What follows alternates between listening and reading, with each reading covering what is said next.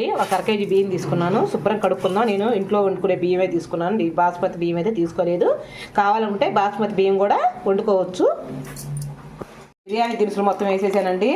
చెక్క, లవంగా, యాలుక్కాయలు అన్నీ. ఒక గుప్పిడు కొత్తిమీర వేసాను. మళ్ళీ ఒక గుప్పిడు పుదీనాకు వేసుకుందాం. ఒక గుప్పిడు పుదీనాకు. ఇంకా మొత్తం దీని మీద పొయ్యి మీద పెట్టుకుందాం. రైస్లోకి నిమ్మకాయ పిండుకుందాం. ఒక చెక్క, ఒక స్పూను నూనె వేసుకుందాం. ఇదిగండి ఉప్పు. ఇంకా మనం రైస్ బాగా ఉడకబెట్టుకున్నాము. ఒకసారి అలా తిప్పి మూత పెట్టేద్దాం. పేస్ట్ వేసుకోవటం వేద్దామండి. ఇప్పుడు ఇదిగోండి నీళ్లు తిరుగుతున్నాయి కాబట్టి చూసుకుందాం అన్నం. ఇంకో చికెన్ అయితే వేసుకుందాం. దాంట్లోకి 2 స్పూన్లు కారం వేద్దామండి. ఇందాక నేను ఆనియన్స్ ఉడకబెట్టిన దాంట్లోనే వేసాను. అదే పెద్దలపైయ వేయించుకున్న వాటిలోనే వేసాను. 2 స్పూన్లు వేద్దాం కారం. పసుపు వేద్దాము. పేస్ట్ వేద్దాము ఒక్కరువా.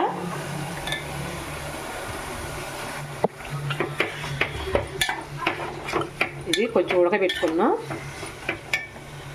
టమాటా పేస్ట్ చేశానండి. అది కూడా దీంట్లో వేసేద్దాం.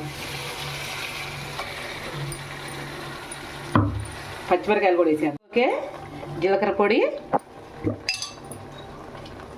ధనియాల పొడి వేసేద్దాం. మన కరివేపాకు ఇంతవరకు వేసుకొని శుభ్రంగా తిప్పుకుందాం. సిమ్లో బాగా మగ్గనిచ్చుకుందాం.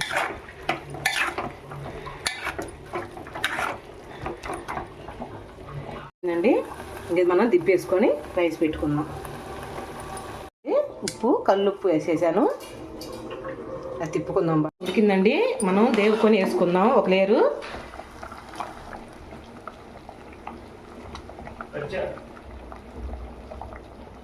శుభ్రంగా గిన్నెలోకి అటు ఒక లేరుగా వేసుకుందాం. వస్తున్నారా? అదిగా ఒక లేయర్గా వేసుకున్నానండి. 2వ లేయర్ వేసుకుందాం. అన్నము పొలుపు మీద, అన్ని మరి పొలుపు మీద కాదు, ఒక రకంగా తీసుకోవాలి. ఇదిగోండి మరి 2వ లేయర్ వేసుకుందాం. ఇలా సమానంగా వేసుకుందాం. ఒక ఎక్కువ సాట, ఒక తక్కువ సాటలో వేసుకోకూడదు. నెక్స్ట్ ఇదిగోండి చికెన్ కర్రీ కూడా వేసుకుందాం.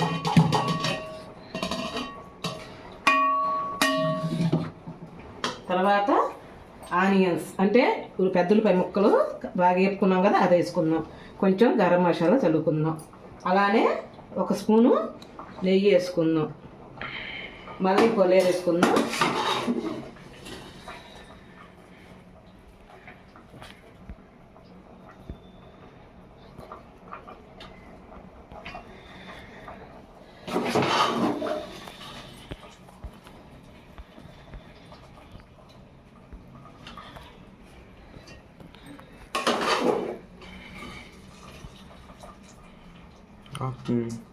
ఇది మొత్తం వేసేసుకుందాం.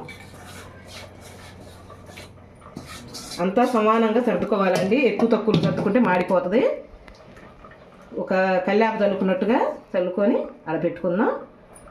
దాంట్లోకి కొంచెం గరం మసాలా, ఎంత కొంచెం, తర్వాత ఉల్లిపాయ ముక్కలు,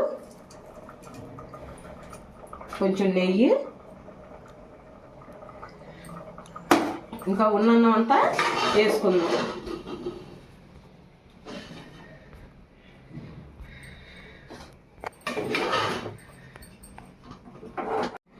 మొత్తం వైనంగా పెట్టుకుందాము. ఒకసారి ఎక్కువ ఒకసారి తక్కువ కాకుండా ఉన్నన్నం అంతా వేసుకున్నాం కదా.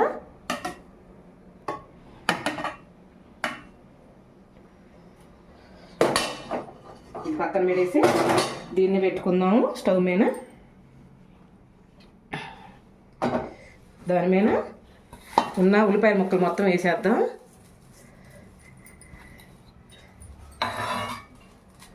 కొంచెం అదిగోండి కొత్తిమీర కూడా వేస్తున్నాను. కొంచెం గరం మసాలా, ఎంతండి రవ్వంత వేస్తున్నాను. గరం మసాలా ఎక్కువ వేసుకోకూడదు. ఇంకా ఉన్న నెయ్యి మొత్తం దీనికి పోసేద్దాం. ఇంక దీన్ని మూత పెట్టి మగ్గర పెట్టుకుందాం. లేదో చూసుకుందాం. వావ్, బాగానే రెడీ అయిందండి. ఇదిగోండి ఒకసారి గెరటి పెట్టి ఒకసారి తిప్పుకుందాం. తిప్పుకోవాల్సిన అవసరం లేదండి, చూద్దాం ఉడికిందో లేదో. చిన్న ఇట్రా ఒకసారి నాన్న, ఇది పక్కన చూపి నాన్న ఎలా ఉందో, ఉడికిందో లేదో. అదిగో ఉడికింది కదా. సూపర్ రా. అదిగోండి రెడీ అయింది. ఓకేనండి, ఈ వీడియో నచ్చితే ఒక లైక్ చేసి ఒక కామెంట్ చేయరా.